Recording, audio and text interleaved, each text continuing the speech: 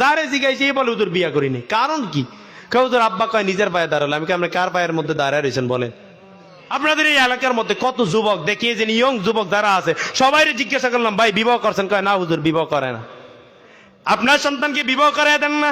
হায় রে আফসোস, এই সন্তান যত গুনাহ করবে আপনার উপরে আল্লাহ তাআলা এই সমস্ত গুনাহগুলো আপনার মধ্যে চলে যাবে। এই জন্য সন্তানগুলোর বিবাহ করা লাগবে কিনা বলেন?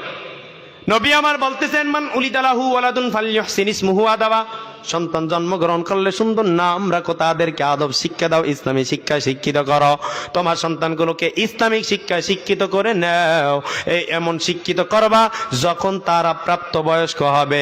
এখন যদি কোনো গার্জিয়ানকে বলি বাপজান আপনার সন্তানটাকে বিবাহ করান না কেন, বলল হুজুর এখনো তো আর বয়স হয় নাই, ও এখনো নিজের পায়ে দাঁড়ায় না। কি করে? বলে নিজের পায়ে দাঁড়ায় নাই। তাইলে কার পায়ে দাঁড়িয়ে দাঁড়িয়ে চলে? হ্যাঁ বলেন, কার পায়ে দাঁড়িয়ে চলে? এই বৃদ্ধ বাবারা ভালো করে শুনেন, সন্তান বিবাহ করান না। আপনার সন্তান সারা রাত অন্যকে আমি দেখতেছি মোবাইলের মধ্যে, এই গুনার ভাগীদার আপনি হবেন। মান দা ইলা হুদান কানা লাহু মিনাল্লাযি মিসতা উজুরি মান তাবিয়াহু লা ইয়ানকুযু যালিকা মিন উজুরিহিম শাইয়া। যে কোনো ভালো কাজের দিকে রাস্তা দেখিয়ে দেয়, আমার পয়গম্বর বলেন ভালো কাজ করার সমপরিমাণ সওয়াব সে পাওয়া যাবে। ওয়ামান দাআ ইলা দালালাতিন, কোন ব্যক্তি যদি কোনো গোমরা রাস্তায় পথভ্রষ্ট রাস্তার দিকে যদি যখন রাস্তা দেখিয়ে দিবে, বলতেছে ওই ব্যক্তি গোমরা রাস্তায় পথভ্রষ্ট রাস্তায় যাওয়ার পর যে গুনাহ হয়ে যাবে, এই গুনাহটা সম্পূর্ণ ওই ব্যক্তি যে রাস্তা দেখাইলো তার আমলনামায় চলে যাবে। আপনার সন্তানদেরকে বিবাহ করান না। যদি বলি আপনার সন্তান বলে কি হুজুর এখনো নিজের পায়ে দাঁড়াইতে পারে না, এই কথা বলে বলে গার্জিয়ানরা আমাদেরকে সান্ত্বনা দেয়। বলতেছি আপনার সন্তানকে কবে বিবাহ করাইবেন? যখন তার পূর্ণ বয়স হয়ে যাবে, অর্থাৎ আমার সন্তানের বয়স যখন 45 হবে তখন তার বিবাহর সময় হবে। এই যুবকরা আপনারা কি 45 বছরে বিবাহ করতে চান?